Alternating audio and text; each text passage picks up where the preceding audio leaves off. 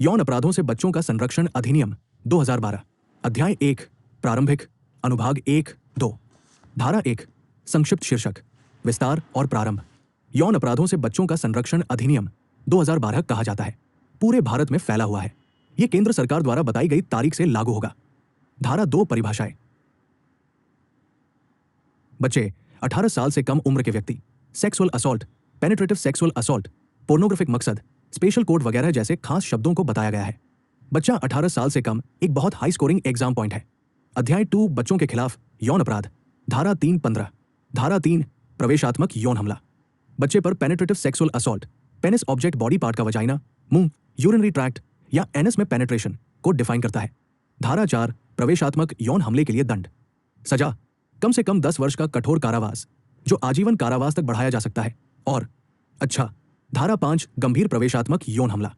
हमला तब गंभीर हो जाता है जब ये लोग करते हैं: पुलिस अधिकारी, लोक सेवक, सशस्त्र बल, भरोसेमंद या अधिकार वाले व्यक्ति, सांप्रदायिक हिंसा के दौरान, 12 साल से कम उम्र के बच्चे पर वगैरह। धारा 6 गंभीर प्रवेश यौन हमले के लिए सजा। सजा आजीवन कठोर कारावास या मृत्युदंड संशोधित रूप में। और अच्छा, सबसे महत्वपूर्ण सजा प्रावधानों में से एक। धारा 7 यौन हमला। बिना पेनिट्रेशन के सेक्सुअल इरादे से बच्चे के प्राइवेट पार्ट्स को छूना या बच्चे से सेक्सुअल पार्ट्स को छुवाना। धारा 8 यौन उत्पीड़न के लिए दंड। सजा कारावास 3 वर्ष से कम नहीं 5 वर्ष तक बढ़ाया जा सकता है। और अच्छा, धारा 9 गंभीर यौन हमला। यौन हमला तब गंभीर हो जाता है जब ये लोग करते हैं: पुलिस, सरकारी कर्मचारी, शैक्षणिक या धार्मिक संस्थान के कर्मचारी, रिश्तेदार, अभिभावक या बार बार अपराध करने वाला। धारा 10 गंभीर यौन हमले के लिए सजा। सजा कारावास 5 वर्ष से कम नहीं 7 वर्ष तक बढ़ाया जा सकता है। और अच्छा, धारा 11 यौन उत्पीड़न। इसमें शामिल है यौन टिप्पणियां, अश्लील साहित्य दिखाना, बार बार सेक्सुअल इरादे से बच्चे का पीछा करना या उससे कांटेक्ट करना। धारा 12 यौन उत्पीड़न के लिए दंड। सजा 3 साल तक की कैद। और अच्छा, धारा 13 अश्लील उद्देश्यों के लिए बच्चों का उपयोग, बच्चे का इस्तेमाल, पोर्नोग्राफिक वीडियो, फोटो, डिजिटल या प्रिंटेड मटेरियल। धारा 14 अश्लील उद्देश्यों के लिए बच्चे का उपयोग करने के लिए दंड। सजा अलग अलग होती है। पहली बार अपराध करने पर 5 साल तक की कैद, अगली बार जुर्म करने पर 7 साल तक की सजा और जुर्माना। धारा 15 अश्लील सामग्री का भंडारण, किसी बच्चे से जुड़ी पोर्नोग्राफिक सामग्री को स्टोर करना, कमर्शियल मकसद या डिस्ट्रीब्यूशन के लिए सजा हो सकती है। अध्याय 3 उकसाना और प्रयास। धारा 16-20। धारा 16 किसी अपराध का दुष्प्रेरण। इस एक्ट के तहत किसी भी अपराध के लिए उकसाना सजा का प्रावधान है। धारा 17 दुष्प्रेरण के लिए दंड, उकसाए गए अपराध के लिए दी जाने वाली सजा। धारा 18 अपराध करने का प्रयास। इस एक्ट के तहत अपराध करने की कोशिश सजा के लायक है। धारा 19 प्रयास के लिए दंड, कोशिश किए गए अपराध के लिए सजा की आधी सजा। धारा 20 अपराध की रिपोर्ट या रिकॉर्ड करने में विफलता के लिए दंड, किसी भी व्यक्ति, सरकारी कर्मचारी सहित द्वारा अपराध की रिपोर्ट या रिकॉर्ड न करने पर जेल और या जुर्माना हो सकता है। जरूरी रिपोर्टिंग पॉक्सों की एक खास बात है। हाइल्ड एग्जाम टेकवे सेक्शन 1-20। बच्चा 18 साल से कम, पेनिट्रेटिव सेक्सुअल एग्रेवेटेड अपराधों के बीच साफ अंतर, कठोर दंड जिसमें आजीवन कारावास और मृत्युदंड शामिल है, अपराधों की अनिवार्य रिपोर्टिंग, बच्चों की सुरक्षा पर केंद्रित जेंडर न्यूट्रल कानून। अध्याय 4 अनिवार्य रिपोर्टिंग और प्रक्रिया। धारा 21-28। धारा 21 मामले की रिपोर्ट या रिकॉर्ड न करने पर सजा। कोई भी व्यक्ति जो एक्ट के तहत किसी अपराध की रिपोर्ट नहीं करता है उसे सजा हो सकती है। अगर किसी संस्था, स्कूल, अस्पताल, शेल्टर होम के इंचार्ज की वजह से गलती होती है तो सजा बढ़ा दी जाएगी। बहुत महत्वपूर्ण अनिवार्य रिपोर्टिंग पॉक्सों की रीड है। धारा 22 झूठी शिकायत या झूठी सूचना के लिए सजा। गलत इरादे से की गई झूठी शिकायत या जानकारी के लिए सजा। झूठी शिकायत करने वाले बच्चे को कोई सजा नहीं। धारा 23 बच्चे का बयान दर्ज करने की प्रक्रिया। बच्चे का बयान दर्ज किया जाएगा बच्चे के घर या पसंद की जगह पर एक महिला पुलिस अधिकारी द्वारा, जहां तक संभव हो। बच्चों के अनुकूल तरीके से किसी भी बच्चे को रात भर पुलिस स्टेशन में नहीं रखा जाएगा। धारा 24 मजिस्ट्रेट द्वारा बयान दर्ज करना। जल्द से जल्द बयान दर्ज करें। महिला मजिस्ट्रेट द्वारा किया जाए। पक्का करें कि बच्चा आरोपी के संपर्क में ना आए। धारा 25 पुलिस द्वारा बच्चे का बयान दर्ज करना। पुलिस अधिकारी ये पक्का करेंगे बच्चे को आरोपी के साथ नहीं रखा जाता, बच्चे की पहचान सुरक्षित है, बच्चे से आक्रामक सवाल नहीं पूछे जाते। धारा 26 बच्चे के साक्ष्य का अभिलेखन। रिकॉर्ड किए जाने वाले सबूत, माता पिता या भरोसेमंद व्यक्ति की मौजूदगी में सरल भाषा का उपयोग करना, जरूरत पड़ने पर बार बार ब्रेक लें। धारा 27 बच्चे की चिकित्सा जांच, चिकित्सा परीक्षण। बच्चे या माता पिता की सहमति से एक पंजीकृत चिकित्सक द्वारा माता पिता विश्वसनीय व्यक्ति की उपस्थिति में लड़की के लिए महिला डॉक्टर से जांच। धारा 28 विशेष न्यायालयों का नामकरण, पॉक्सो मामलों की तेजी से सुनवाई के लिए स्पेशल कोर्ट बनाएगी। अध्याय वी विशेष न्यायालय और परीक्षण। धारा 29-36। धारा 29 कुछ अपराधों के बारे में उपधारणा।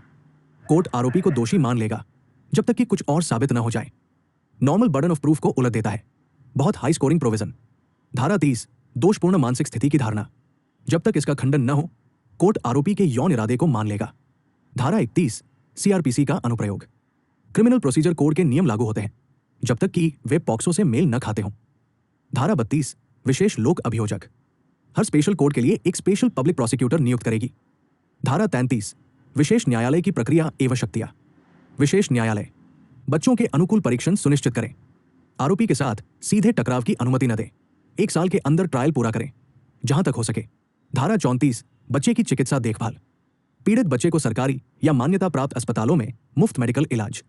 धारा 35 साक्ष्य दर्ज करने की अवधि। कॉग्निजेंस के 30 दिनों के अंदर रिकॉर्ड किया जाना चाहिए। देरी होने पर कारण दर्ज किए जाएं। धारा 36 बच्चे को अभियुक्त के संपर्क में नहीं लाया जाएगा। यह पक्का करने के उपाय कि ट्रायल के दौरान बच्चा आरोपी को न देखे। अध्याय 6 विविध। धारा 37-40। धारा 37 बच्चे को मुआवजा। स्पेशल कोर्ट शारीरिक या मानसिक चोट के लिए मुआवजे का आदेश दे सकता है। धारा 38 राज्य सरकार द्वारा नियम बनाना। राज्य सरकार एक्ट को लागू करने के लिए नियम बना सकती है। धारा 39 कार्यान्वयन की निगरानी। राज्य सरकार निम्नलिखित की निगरानी करेगी।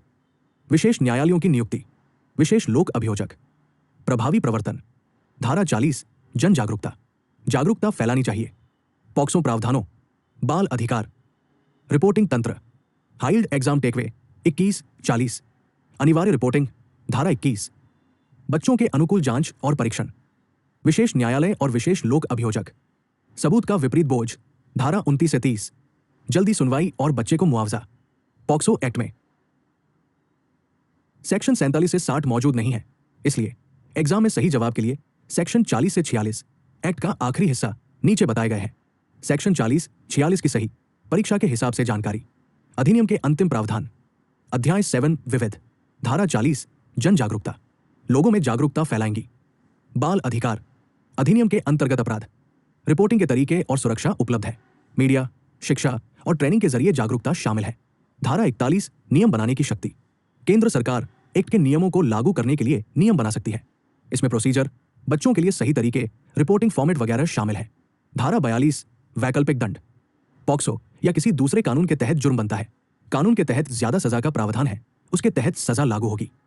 आईपीसी पॉक्सो ओवरलैप प्रश्नों के लिए बहुत महत्वपूर्ण है। धारा 42 से अधिनियम का अध्यारोही प्रभाव। पॉक्सो एक्ट के प्रोविजन का किसी भी अलग कानून पर ओवरराइडिंग असर होगा। बाद में डाला गया, अक्सर परीक्षाओं में जांचा जाता है। धारा 43 कठिनाइयों को दूर करने की शक्ति। केंद्र सरकार एक्ट को लागू करने में आने वाली मुश्किलों को दूर करने के लिए आदेश जारी कर सकती है। ऐसी पावर टाइम बाउंड और ट्रांजिशन होती है। धारा 44 कार्यान्वयन की निगरानी। राष्ट्रीय एवं राज्य बाल अधिकार संरक्षण आयोग।